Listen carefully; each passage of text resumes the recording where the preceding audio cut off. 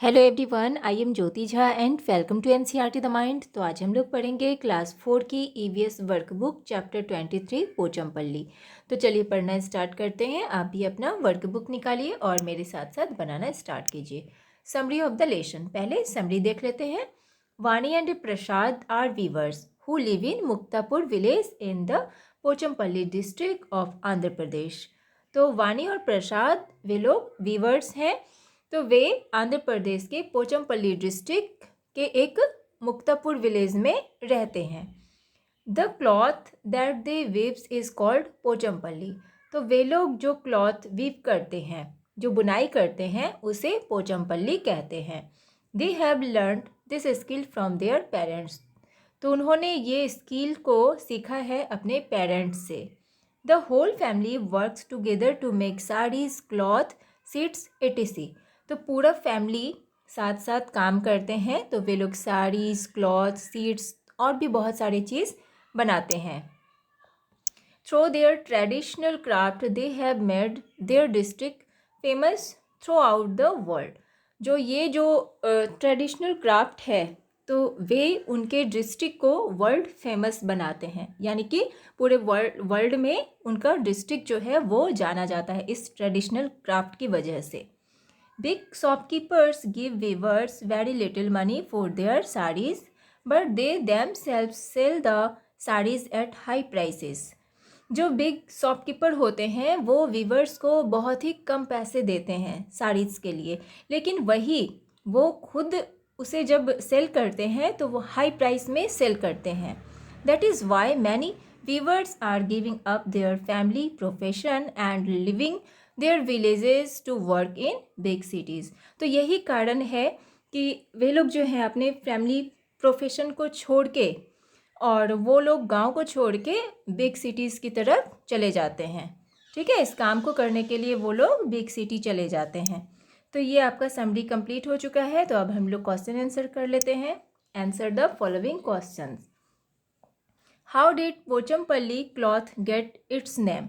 तो देखिए पोचमपल्ली को इसका नाम कैसे मिला। ठीक है, तो क्या होगा, Pochampally cloth get its name by the name of the district Pochampally. तो पोचमपल्ली डिस्ट्रिक्ट के कारण ही इसका नाम पोचमपल्ली पड़ा, पोचमपल्ली क्लॉथ पड़ा। ठीक है, उसके बाद है कि how do Vani and Prasad families work together to make a sari from thread. तो देखिए ये जो है ना, वानी और प्रसाद कैसे अपने फैमिली का मतलब कि फैमिली वर्क में हेल्प करते थे, साड़ी थ्रेड से साड़ी बनाने में किस तरह से वो लोग साथ साथ काम करते थे। तो क्या लिखेंगे कि father brings bundles of threads. Father जो है वो थ्रेड का बंडल लाते थे। ठीक है, mother put these threads in boiling water to wash away the dirt. और जो मदर थी वो क्या करती थी, डर्ट को जो है वाटर को बॉईल कर लेती थी और उसमें डाल देती थी थ्रेड्स को, और जितने भी डर्ट थे उसे वो बाहर निकाल देती थी। Then everybody dye the threads. उसके बाद हर कोई मिलके उसमें डाई करते थे। These threads are then dried and rolled into bundles. उसके बाद वे लोग इस थ्रेड को ड्राई करते थे, उसके बाद रोल बना के एक बंडल बनाते थे। These bundles are put on loom and woven in sari. उसके बाद क्या होता था, ये जो बंडल्स था वो लूम में मतलब कि हो जाता था, लूम में पुट हो जाता था और उससे साड़ी वीव होता था। ठीक है, बुनाई होता था। तो इस तरह से वे लोग काम करते थे। ठीक है, अब देखिए how do the weavers decide the size of the needles. तो वीवर्स जो है वो किस तरह से नीडल्स के साइज़ को डिसाइड करते थे, कैसे करते थे। The size of the needles are decided according to the design. तो डिज़ाइन के अकॉर्डिंग नीडल्स डिसाइड होता था, नीडल्स का साइज डिसाइड होता था। Why is the craft in danger, write in detail. जो ये क्राफ्ट है वो डेंजर में क्यों है, तो इसको आपको डिटेल में लिखना है। तो क्या लिखेंगे, the craft is in danger because this craft needs very hard work but big shopkeepers give little money for them. That is why weavers are giving their family craft.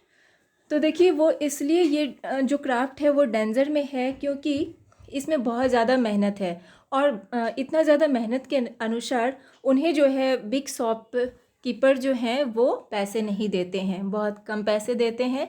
इसीलिए वे लोग जो वीवर्स हैं वो इस काम को छोड़ रहे हैं, ठीक है, इस क्राफ्ट को छोड़ रहे हैं। इसके बाद है फिल इन द ब्लैंक्स। अब देखिए इसमें क्या है कि वानी एंड प्रसाद लिव इन, कहाँ रहते थे वो लोग, Muktapur. Their family members are weavers. They learned this craft from their elders. Pochampalli sarees are made in bright colors. Their district is famous all over the world because of their traditional craft. Great skill is needed to weave special sari. Skill is becoming expensive all the time. Many craftsmen are moving to big cities. ठीक है, तो इस तरह से इसे बना लेंगे। उसके बाद है give reasons for the following statements. अब आपको नीचे जो स्टेटमेंट्स दिया गया है उसका आपको रीज़न देना है। तो Vani and Prasad's home is always filled with brightly coloured threads. तो देखिए वानी और प्रसाद का जो घर था वो हमेशा ही ब्राइटली कलर्ड थ्रेड से भरा रहता था। तो क्यों भरा रहता था? Because they are weaver and weaves Pochampally cloth, क्योंकि वे लोग वीवर्स थे और वे लोग पोचमपल्ली क्लॉथ वीव करते थे। ठीक है, उसके बाद देखिए mother puts the threads into boiling water. तो क्या रीज़न था? मदर जो है वो क्या करती थी, बॉइलिंग वाटर में थ्रेड्स को पुट करती थी, यानी डाल देती थी। ठीक है, तो क्यों डालती थी? To wash up all the dirt and stains. जो भी होता था डर्ट, जो दाग धब्बे होते थे सारे वॉश हो जाते थे, इसलिए वो बॉइलिंग वाटर में पुट करती थी। ठीक है, इसके बाद है the loom has many needles. Loom में बहुत सारे नीडल्स क्यों होते थे? तो क्या लिखेंगे? They are used according to the designs, क्योंकि वो डिज़ाइंस के अकॉर्डिंग यूज्ड किए जाते हैं। ठीक है, उसके बाद many weavers are giving up this craft which their family has been doing for years. तो देखिए इसमें कहा जा रहा है कि बहुत सारे वीवर्स ऐसे हैं जो अपने जो फैमिली क्राफ्ट है जो बहुत सालों से चलता आ रहा है उसे वो छोड़ देते हैं। तो ऐसा क्यों करते हैं? तो because big shopkeeper give little money for this craft, क्योंकि जो बड़े बड़े शॉपकीपर होते हैं वो उन्हें इस क्राफ्ट के लिए बहुत ही कम पैसे देते हैं, इसीलिए। ठीक है, अब देखिए tick the correct statements and cross the incorrect ones. आपको टिक करना है जो करेक्ट है उसमें और जो इनकरेक्ट है उसमें क्रॉस करना है। तो देखिए Muktapur village is in the Pochampalli district of Tamil Nadu. तो ये क्या हो जाएगा? क्रॉस हो जाएगा। ठीक है, ये कहाँ पे है? आंध्र प्रदेश के डिस्ट्रिक्ट पोचमपल्ली में है। ठीक है, मुक्तापुर विलेज। उसके बाद है कि वानी and Prasad had learned the skill of weaving from there teachers. तो ये भी रॉन्ग है। तो वो अपने कहाँ से सीखे? उसने, वानी और प्रसाद ने अपने पेरेंट्स से सीखा। ठीक है, तो इसमें भी क्रॉस करेंगे। उसके बाद है silk cloth and silk saris are woven from silk thread. तो ये राइट है, इसमें हम टिक लगाएंगे। जो सिल्क क्लॉथ होते हैं, सिल्क साड़ी होता है, तो ये सिल्क थ्रेड से बनाया जाता है, बुना जाता है। उसके बाद है silken cloth is woven in looms. जो सिल्कन क्लॉथ होता है वो लूम में वूवन होता है, तो ये भी सही है, टिक लगाएंगे। Weavers get good price for their hard labour. तो ये क्रॉस करेंगे। जो वीवर्स होते हैं तो उन्हें हार्डवर्क के लिए गुड प्राइस मिलता है? तो नहीं मिलता है, तो क्रॉस करेंगे इसमें। ठीक है, उसके बाद देखिए write all the steps from thread to sari in brief. अब देखिए सारे स्टेप्स आपको लिखने हैं कि साड़ी किस तरह से, थ्रेड से साड़ी किस तरह से बनाया जाता है। ठीक है, तो देखिए क्या सब होता है। First bundles of threads are needed, then they are put in boiling water to wash away the dirt and stain. They they are dyed in bright colors. They are then dried and rolled into bundles.